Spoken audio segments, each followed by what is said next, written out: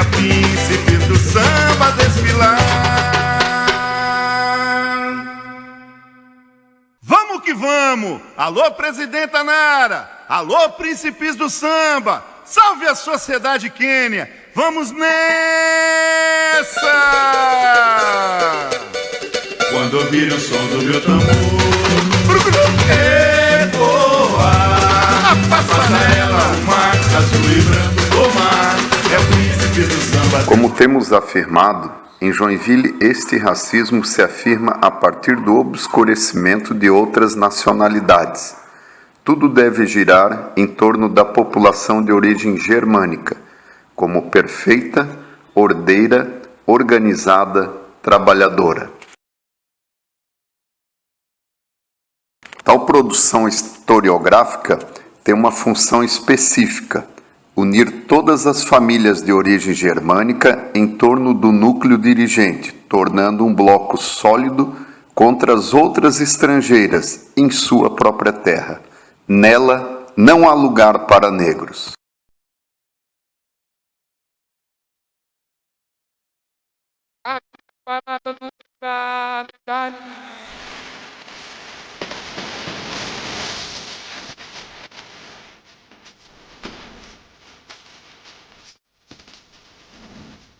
No século XVII, a alternativa era a escravidão negra, vindo da África, pois Portugal já escravizava negros africanos desde o século XV em plantações no sul de Portugal e em ilhas do Oceano Atlântico que produziam açúcar.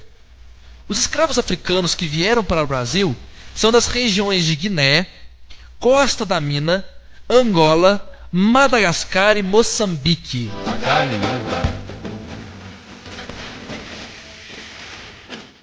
Os escravos estavam presentes em quase toda a colônia, ou seja, nas plantações, serviços domésticos, construção de casas e estradas, açougues, comércio ambulante, lojas, criação de gado, oficinas de sapateiros, ferreiros, carpinteiros e outras atividades. E para debaixo do plástico. Os negros vinham para o Brasil através dos navios negreiros. Os cativos eram amontoados uns sobre os outros num porão quente e úmido sem sol. A comida era uma mistura de farinha, água e carne seca. Muitos morriam durante a viagem. Os traficantes de escravos ficavam ricos e muitos se tornavam latifundiários. E alguns agiam até mesmo como banqueiros, principalmente nas cidades de Salvador e Rio de Janeiro.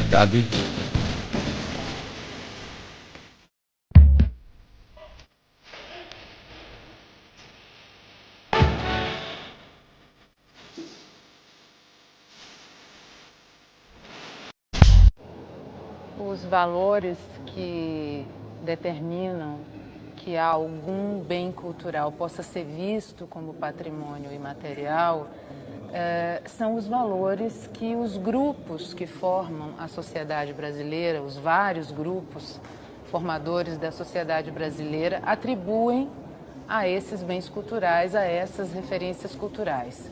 Esses valores, eles podem ser valores cognitivos, eles podem ser valores éticos, valores estéticos, eles podem ser valores também para memoriais, né, relacionados à memória e à possibilidade de construção de memórias sociais.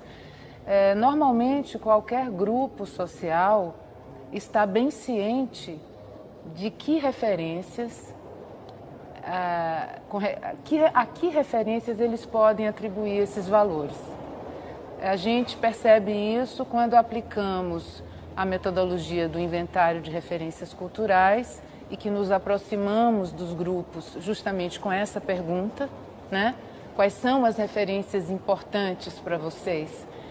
Todos sabem dizer, né? E todos sabem, inclusive, dizer por que são essas referências, ou seja, que valores estão a elas atribuídos.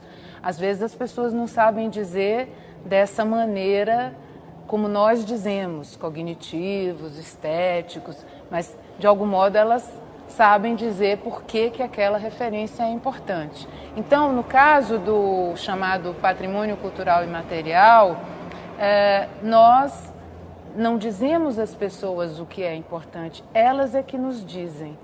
Elas é que têm a noção de que referências culturais são importantes para elas.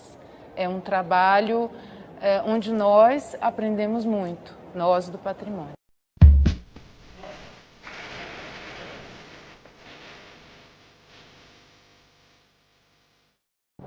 Quando a gente fala de patrimônio cultural e material, a gente não está falando somente de memória oral, né? A memória oral é uma memória que pode ser captada, inclusive as novas tecnologias aí estão à disposição para isso. Hoje em dia, qualquer um pode filmar, qualquer um pode fotografar, muitas vezes até com um celular você pode fazer uma documentação. Então isso facilitou muito a possibilidade que os próprios grupos documentem a sua história e a sua memória oral. Aquela memória que era passada oralmente, né, ela agora pode também ser fixada num filme, ela pode ser fixada em fotografia, ela pode ser gravada e de uma maneira muito fácil, né? Então, tanto os órgãos de preservação do patrimônio quanto as várias comunidades e grupos podem agora utilizar toda essa tecnologia disponível para documentar essas memórias, principalmente dos mais velhos, né? Aqueles que estão já perto da passagem para uma outra vida, que são verdadeiras bibliotecas, não é? Em termos de conhecimentos tradicionais, em termos de capacidade de, inclusive, recuperar uma boa parte dessa memória dos grupos, sobre a história desses grupos. Isso agora está muito facilitado e, para além da questão das referências culturais, a história de vida das pessoas e dos grupos, agora a gente tem muito mais facilidade de documentar e guardar.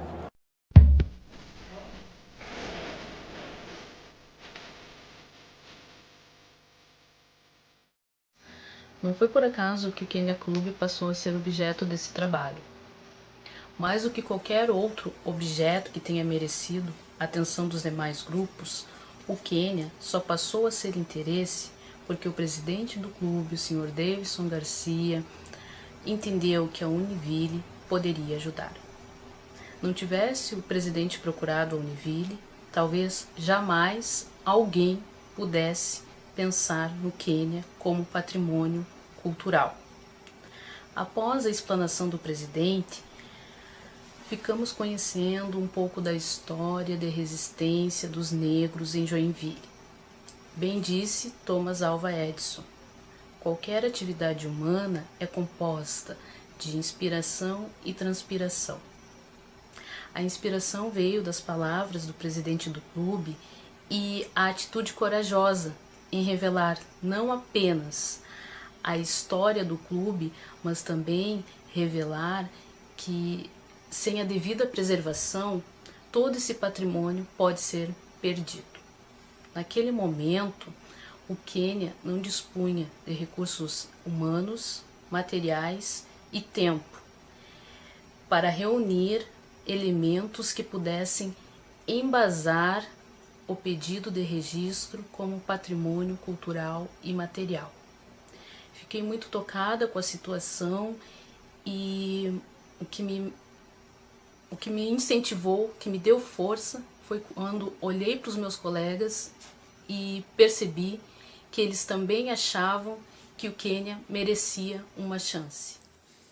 Nossa pesquisa buscou perceber a sociedade quênia no espaço e no tempo histórico da cidade de Joinville.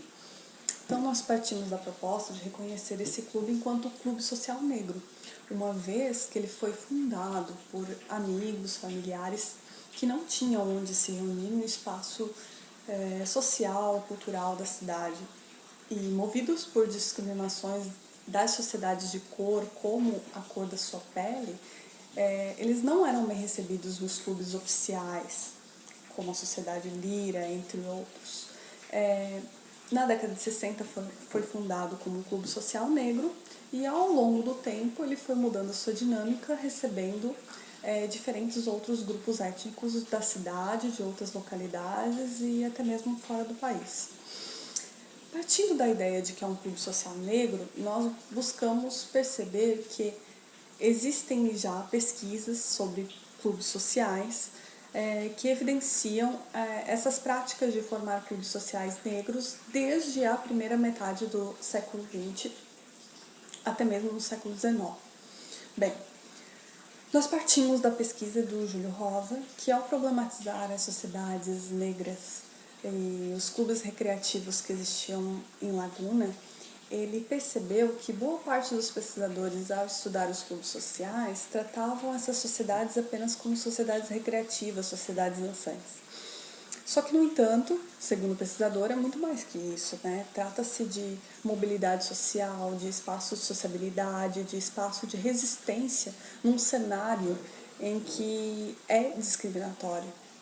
Bem, partindo da ideia do Júlio Rosa, nós buscamos perceber que o Quênia, ao ser fundado na década de 60, ele é uma continuidade histórica de uma situação que já acontecia no interior da cidade e de toda a região da Baía da Babitonga, que na chegada dos imigrantes, os afrodescendentes disputaram espaço de trabalho, espaço social, né, com os imigrantes. Bem, nossa pesquisa também buscou evidenciar as principais transformações culturais que a cidade passou desde a escravidão, pós-abolição, até o tempo presente. Nesse cenário, o Clube Quênia se destaca por ser um espaço de resistência a uma cidade que é reconhecida nacionalmente pelos seus traços étnicos germânicos. No entanto, nós sabemos que a cidade se configura como um grande mosaico cultural formado por diferentes nacionalidades. Embasamento legal do requerimento de registro de patrimônio imaterial. Da Associação Beneficente Quênia Clube de Joinville.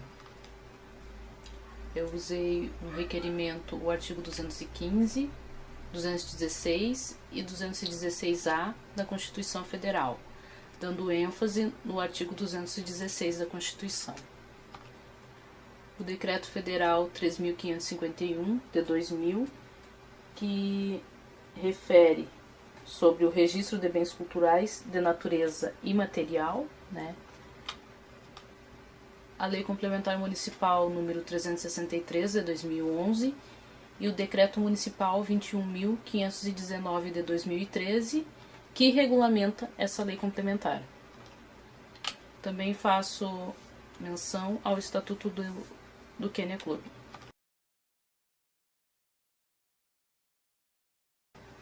Esquema simplificado do procedimento de registro de patrimônio imaterial em Joinville. O requerimento, o seu endereçamento ele é feito para o presidente da Fundação Cultural e o pedido é de registro do patrimônio imaterial no livro de registro. Aí tem que falar qual livro que é, se é de saberes, se é de expressão, formas de expressão, se é de celebrações, se de lugares. O requerimento é instruído de documentos e após a instrução, ele é encaminhado para a Fundação Cultural. Lá o processo será protocolado, terá um número, né? Ele vai ser recebido e encaminhado para o COFAM, que é o comitê, que é a comissão que analisa o nosso pedido. Aí eles decidirão sobre a inclusão no IPCI como patrimônio imaterial ou não inclusão. Eu vou apontar as dificuldades que nós tivemos, que o grupo teve ao elaborar o trabalho sobre a Sociedade Quênia Clube. A primeira dificuldade foi em relação às transcrições. Nós realizamos as entrevistas e depois, no momento de transcrever, eu achei um pouco trabalhoso e demorado. A segunda dificuldade foi a ausência de um modelo pronto para a elaboração do dossiê. Em razão disso, nós elaboramos conforme o registro já existente no IFAM do samba do Recôncavo Baiano. Esse patrimônio cultural e material foi registrado no ano de 2004. E, por fim, a dificuldade de sintetizar todo o material que nós tínhamos, todas as bibliografias lidas num espaço tão curto de tempo. Acho que essa foi a maior dificuldade. Esse trabalho faz parte do mestrado de Patrimônio Cultural e Sociedade da Univille, onde é dado ao aluno a oportunidade de manifestar e trabalhar em pesquisas sobre um determinado tipo de patrimônio, material ou imaterial. A nossa equipe pegou patrimônio cultural e imaterial, um estudo de caso sobre a sociedade Quênia. Para que esse trabalho pudesse obter êxito, foi fundamental a dedicação de cada membro da equipe, a divisão de tarefas dentro da especialidade de cada um e, acima de tudo, o apoio que foi dado pelo clube. Se nós não tivéssemos o apoio recebido da Sociedade Quênia Clube e dos professores dessa disciplina, realmente não teríamos atingido o êxito que aqui foi conquistado. Esperamos que esse documentário ele sirva como um auxiliar para outras equipes que venham a realizar estudos nessa área do patrimônio cultural imaterial em Joinville. É o primeiro trabalho e com certeza tem muito a ser melhorado.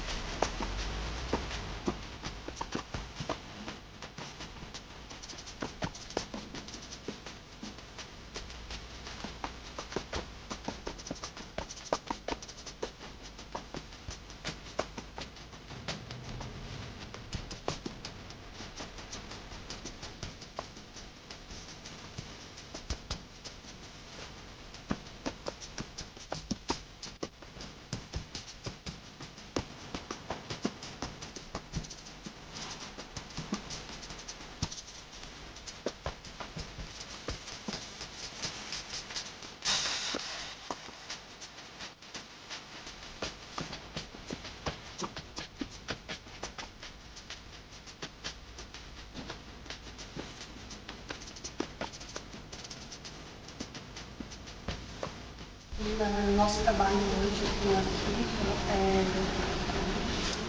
pesquisar sobre a sociedade quênia, a sua representatividade africana dentro da cidade. Existem duas pesquisas acontecendo em paralela nesse momento na cidade. A pesquisa do Felipe, voltada a um documentário carnavalesco, e ele já vem desenvolvendo aqui no arquivo histórico. A nossa pesquisa, a nossa preocupação nesse momento é compreender o que se tem de material sobre a sociedade Quênia Clube enquanto representatividade africana na cidade e o carnaval. Esse aqui é uma pasta que já tem no arquivo, que hoje nosso trabalho basicamente é o registro dela e perceber o que nós temos de mais importante a respeito da sociedade Quênia. O primeiro documento já é sobre a abolição da escravatura na cidade, e certamente a gente vai encontrar muita coisa importante para a nossa pesquisa.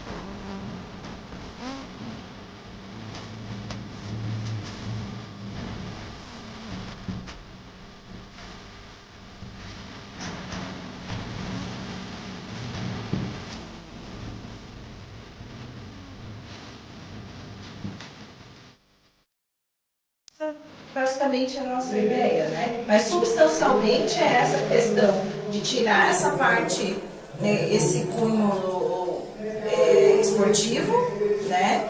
E de ampliar essa questão da finalidade que é a cultura afro-brasileira, para que a gente possa fazer projetos, para que ele sirva, porque o nosso interesse hoje, com a mudança do Quênia, é que o Quênia seja um ponto de cultura, até pode deixar, ela vai ficar, seja um ponto de cultura, né, um ponto de cultura da cidade, que a gente possa fazer, né, possa ser casa de teatro, ou a casa de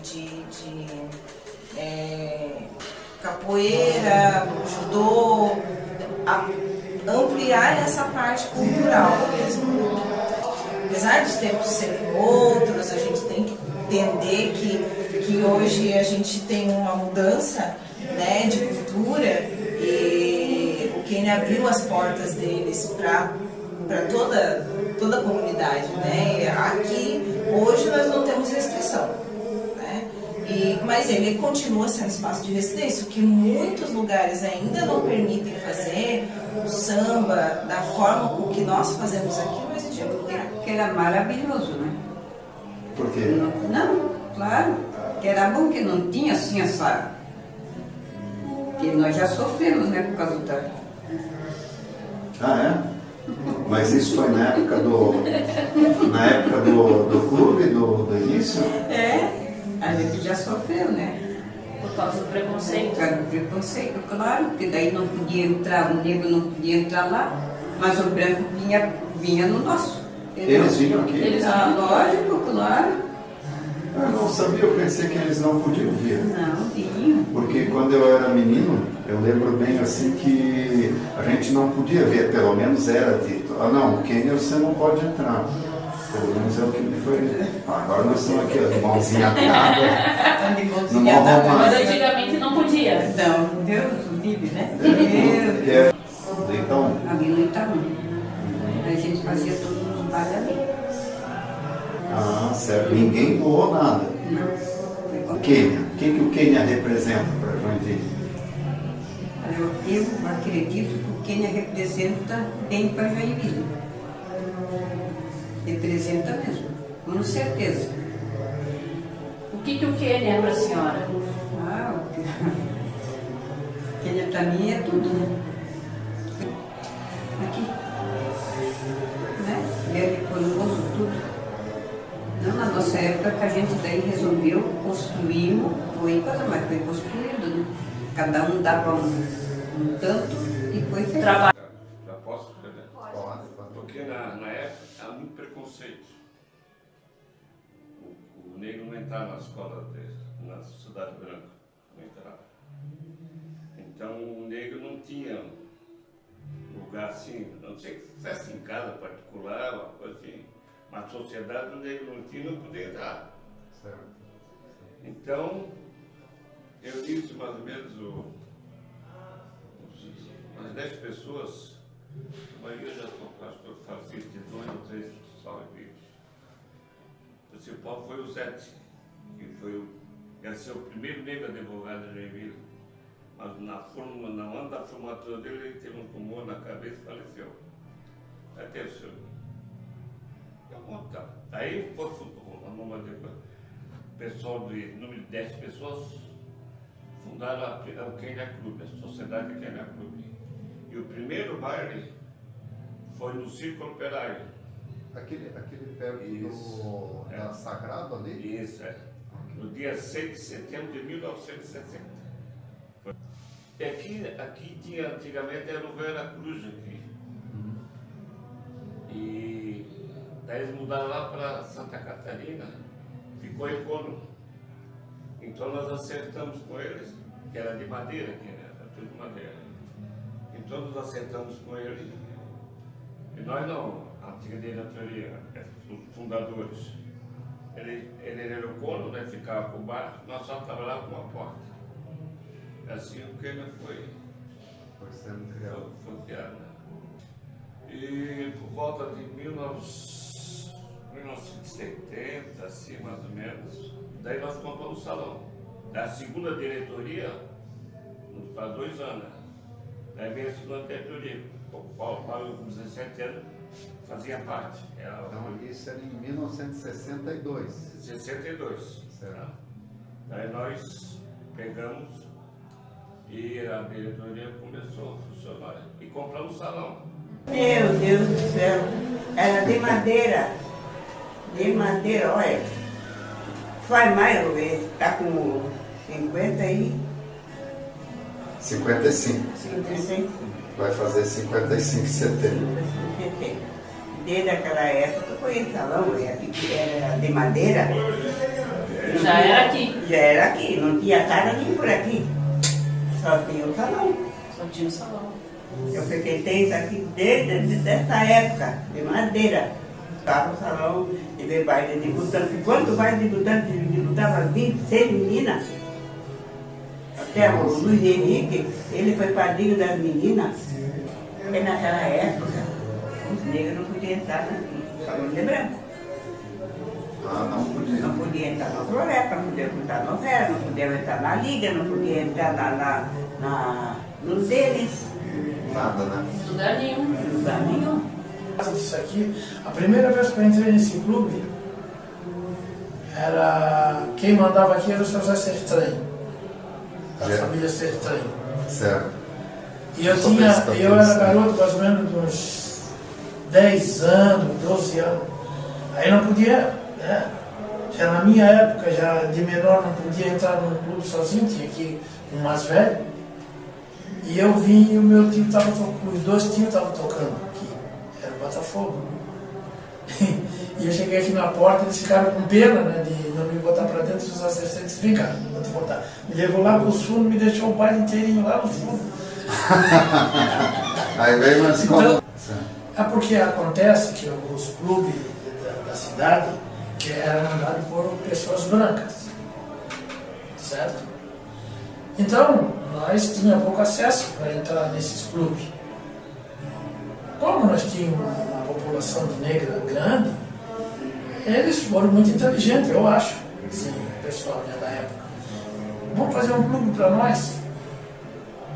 Aí eles se ajuntaram uns 10 e formaram uma diretoria e formaram o Kenia Clube.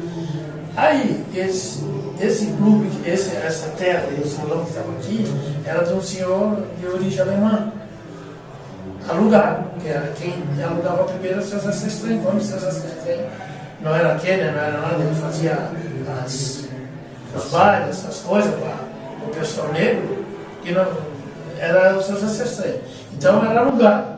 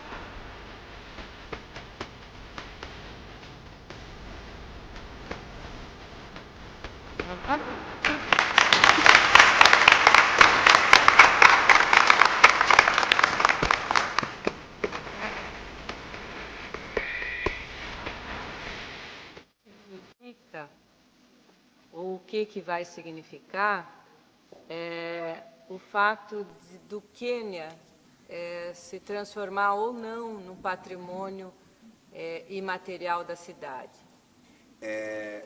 Primeiro é ser reconhecido de fato como uma instituição que faz parte da história dessa cidade, que essa história foi significativa, que ela é marcante. E hoje, ainda hoje, a gente tem aqui, hoje nós temos as pessoas que estão aqui, que fazem isso acontecer, hoje elas são mais críticas. E hoje a gente enfrenta, ainda, por incrível que pareça, em 2015, a gente ainda enfrenta problema com a mídia joinvilense em relação ao nosso clube.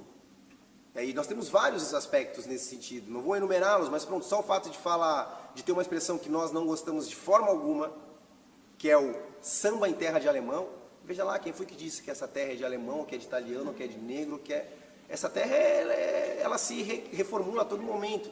Então, para a Sociedade Quênia Clube ser reconhecida como patrimônio imaterial do município é, de fato, registrar mesmo, sabe? Marcar a nossa história dentro da história de Joinville e ser reconhecida enquanto isso. Porque quando eu olho as fotos do seu Risca, quando eu vou conversar com o seu Padilha, com a tia Fioca, nós fomos resistentes.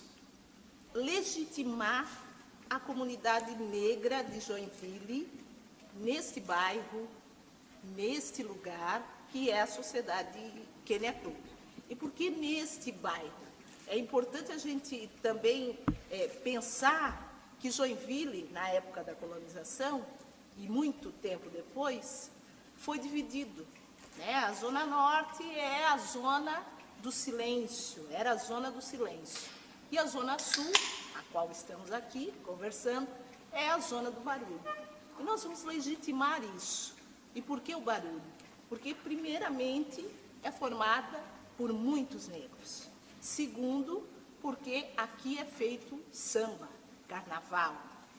Em Joinville, eu pergunto a vocês, qual museu vocês gostariam de estar representados e como? Gostaria de ter um museu próprio para os afros brasileiros aqui da cidade, porque como pesquisador eu acho que tem história, tem muito material que precisa de um destaque único, sabe? Porque passou tanto tempo sendo apagado que só um espaço dedicado a isso, para as pessoas irem lá, especialmente para conhecer a história do negro em Joinville. Só queria assim agradecer por uma recém-moradora de Joinville, relativamente, não faz muito tempo que eu moro aqui, saiu diferente e emocionada por esse lindo lado da cidade que eu ainda não conhecia. Saiu diferente hoje, eu queria agradecer muito a vocês. Eu sou uma pessoa melhor a partir de hoje. Muito obrigada.